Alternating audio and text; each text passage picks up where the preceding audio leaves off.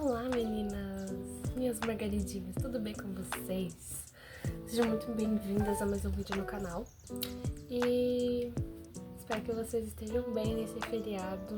Era pra ter postado o vídeo ontem, mas acabou não rolando, né? E hoje tô aqui fazendo mais um vídeo pra vocês, então sejam muito bem-vindas a mais um vídeo do canal Margaridas. Bom, no vídeo de hoje, né, vocês estão vendo que eu tô com um cabelinho novo. Acabei de sair de salão, faz pouco tempo que eu saí de salão. Mas me mimei. Me mimei, gente. Então, o assunto que eu queria falar com vocês hoje é um resumo do livro de Esther, que na minha opinião é um dos livros mais femininos que a Bíblia tem. Além de Esther ser um livro voltado só para a história de uma mulher, eu acho que ensina muitas coisas para nós meninas, para nós mulheres. Porque mostra uma mulher feminina, mas também mostra uma mulher muito forte, muito corajosa. Esther sempre foi pra mim um livro assim favorito da Bíblia, mas também um livro que me guiava muito para eu ser uma mulher feminina, uma mulher mais delicada, mais forte e não deixar de ser feminina, né? E também é um livro que Deus não fala verbalmente com o personagem principal dessa história, que é Esther. E como assim ele não fala verbalmente? Se vocês perceberem, ali nos capítulos, né, acontece de que as coisas vão acontecendo, mas não tem uma palavra, por exemplo, Deus mandou dizer, assim diz o Senhor. Mas assim, não tem essa parte assim do Deus manda te falar, né? É muito mais sutil. Acho que um exemplo muito bom é em Esther capítulo 8, se eu não me engano, que é onde o rei Assuero, ou Xerxes, né, dependendo da tradução, ele tá com dificuldades para dormir e ele tem vontade de ver o livro lá que fala sobre os acontecimentos, né? Mordecai fez algo para o reino, né? E aí ele pergunta a Amã como ele poderia recompensar, né? E isso é muito interessante porque é o livro que mostra pra mim como Deus faz as coisas, muitas vezes sem falar com a gente. Por exemplo, aqui a gente vê Esther tomando a iniciativa de fazer um jejum pelo seu povo, Esther conversando com o seu tio Mordecai, como se Deus estivesse meio que coadjuvante. Ele deixa as ações das pessoas acontecerem, mas ele não fala. Por exemplo, as coisas ruins que Amã fez, ele permite que isso aconteça. E mesmo assim, age, mas ele não fala pro povo o que tá fazendo. Vocês conseguem me entender? O capítulo 6 de Esther é onde acontece esse evento, né, do rei estar com insônia. Aqui no 6, Amã vai até o rei pergunta o seguinte pra ele. Lá no versículo 3, o rei fala assim: então perguntou, que honras e distinções foram concedidas a Mordecai por ter feito isso? Os servos do rei disseram o seguinte: ele não recebeu nenhuma recompensa. O rei então perguntou: quem está no palácio?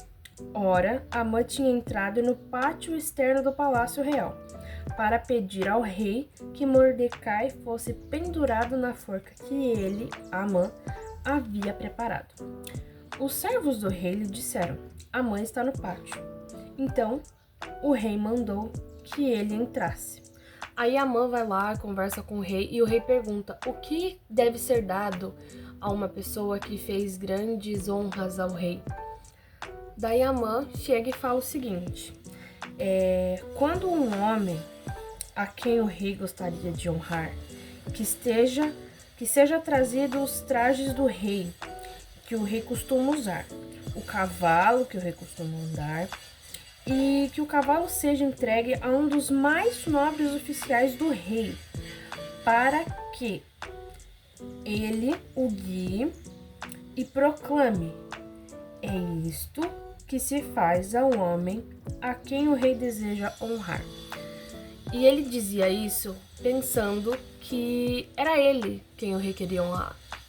Mas não era ele quem o rei queria honrar, né? E isso é muito egocêntrico da parte de Amã. E muitas vezes nós agimos da mesmíssima forma. Por quê? Muitas vezes a gente faz coisas pensando em ser recompensado pelos outros. A gente age de certa maneira, a gente fala, a gente demonstra certas atitudes e sentimentos para que as outras pessoas nos vejam, para que as outras pessoas nos coloquem em evidência. E Amã fez exatamente isso aqui no versículo 8 e 9.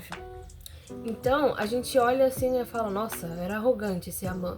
Mas muitas vezes nós agimos com essa arrogância para que as pessoas vejam o que nós estamos fazendo e o quão importante nós somos para a obra de Deus ou o quão importante nós somos para um trabalho, ou como eu sou bom nisso.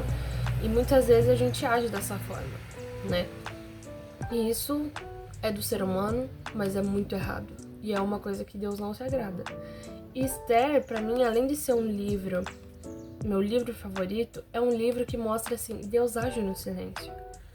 Sabe, não mostra assim, por exemplo, no início do capítulo não coloca assim, e Deus incomodou o rei. Coloca assim, naquela noite o rei não pôde dormir. Então mandou buscar o livro dos feitos memoráveis que foi lido diante do rei. Achou-se escrito que Mordecai é quem havia denunciado Bigtan e Teres, que foi um caso que apareceu lá mais na frente, que é uma traição que aconteceu, né? Eu não vou dar spoiler, tá, gente? Tudo bem. Tô incentivando vocês a lerem, então leiam pra saber quem é Bigtan e Teres, o que eles fizeram, né? Que tá bem lá no início do livro. E além de ser um livro que Deus age no silêncio, é um livro que Deus mostra seu eu detalhista, né? Ele é muito detalhista.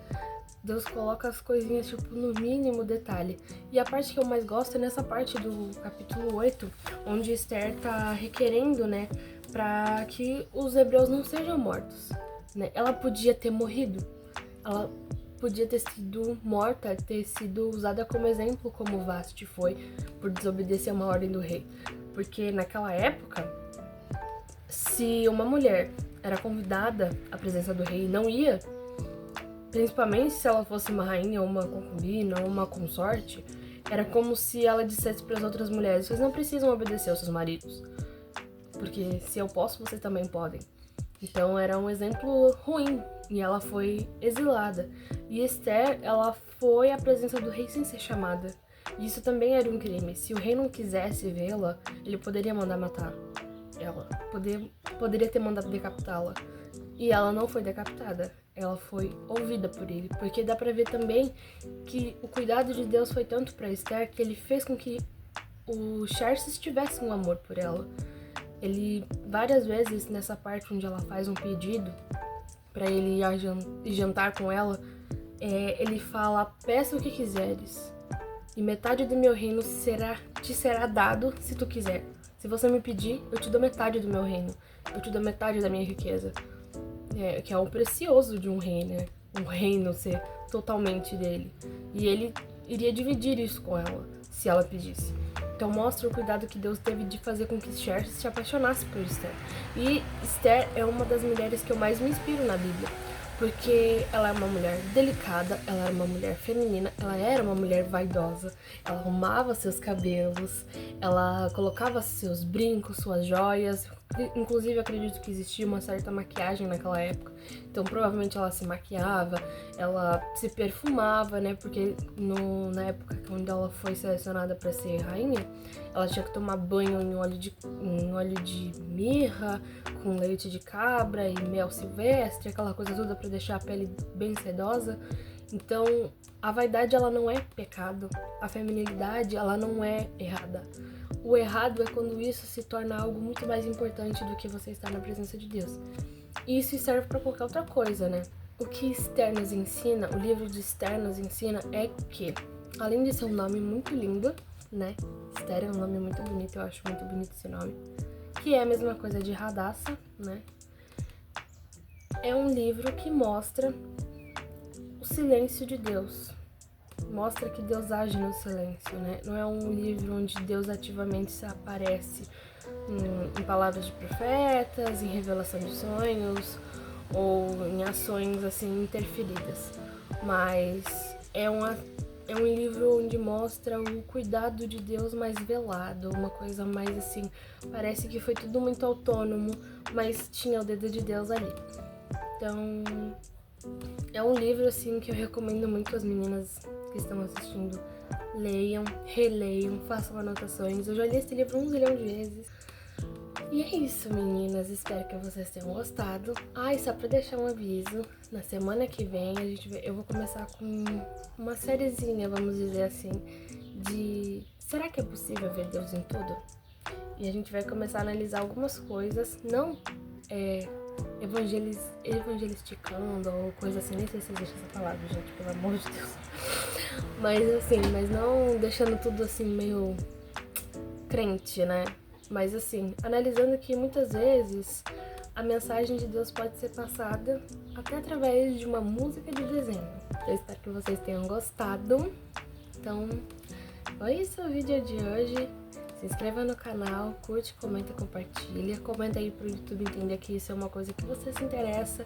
Curte e compartilha pra ele saber que você gosta de ver o canal aqui das Margaridas. E venha florescer no seu jardim. Um beijo e até o próximo vídeo. Tchau!